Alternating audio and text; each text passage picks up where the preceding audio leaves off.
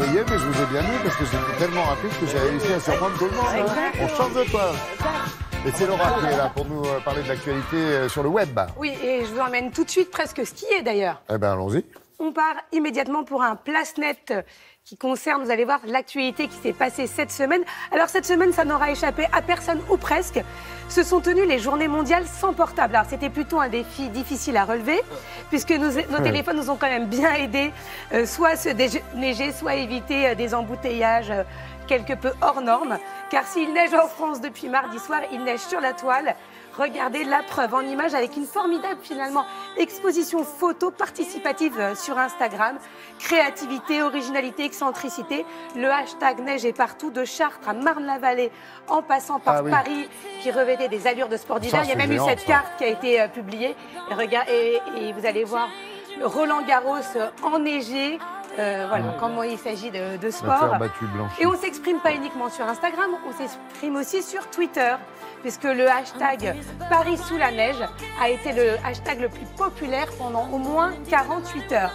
Et les dessinateurs tirent leur épingle du jeu et affichent avec humour, là il y a encore les cartes, mais vous allez voir quelques dessins, humour, leur humeur face à la météo, comme Olivier Rançon. Il y a même ce t-shirt qui est sorti, c'est un entrepreneur, j'ai survécu à la neige à Paris.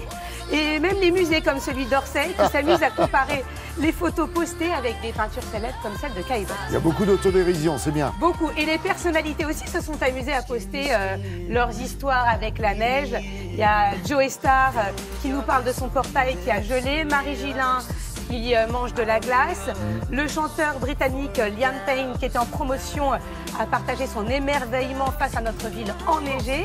Sa consoeur Rita Ora s'est immortalisée sous les flocons. Et regardez, Harry Habitant. Il fait froid, c'est de fond de garde tout de bois, de bruit. Et Natalia Vodianova qui filme les skieurs en bas de chez elle. Et on continue avec justement tous les skieurs qui se sont improvisés pendant ces 48 heures de Paris sous la neige.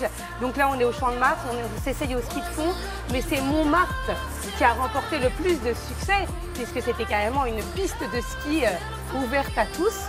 Donc ils sont nombreux à avoir essayé, ou encore le snowboard dans certaines rues de la capitale. Mais il neigeait pas uniquement à Paris, on a même vu, vous allez voir, la dune de Pilat recouverte de neige. Mais là, adieu aux skieurs, pour l'instant personne s'est essayé au ski. Et de dernières images de l'INA, parce qu'on se dit mais c'est révolutionnaire Paris sous la neige. Non, non, en 1968, déjà il neigeait aussi. Et écoutez les commentaires. En attendant de le savoir, ce promeneur découvrait hier un Paris au relief tout adouci par la neige, des parcs devenus mystérieux, la chaise ou le banc le plus banal recouvert d'un éphémère coussin de velours blanc. Des journalistes très poétiques. Ouais, c'est joli. Et depuis qu'on a monté ce sujet, il y a une vidéo qui circule partout sur Internet.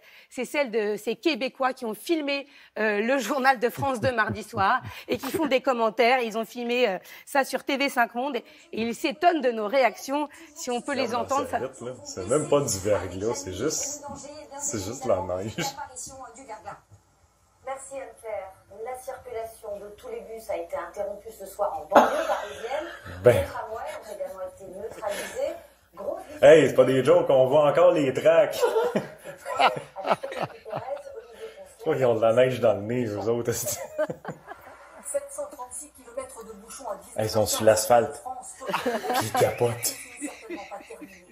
Sur ces images, la circulation au ralenti dans différents points. Voilà, sans commentaire, mais ils ont raison de se moquer. Non, non, mais ils ont raison. Mais bien sûr. Et ils sont devenus très célèbres. S'ils veulent venir faire quelques commentaires pendant les JO, on peut les recruter. Merci Laura.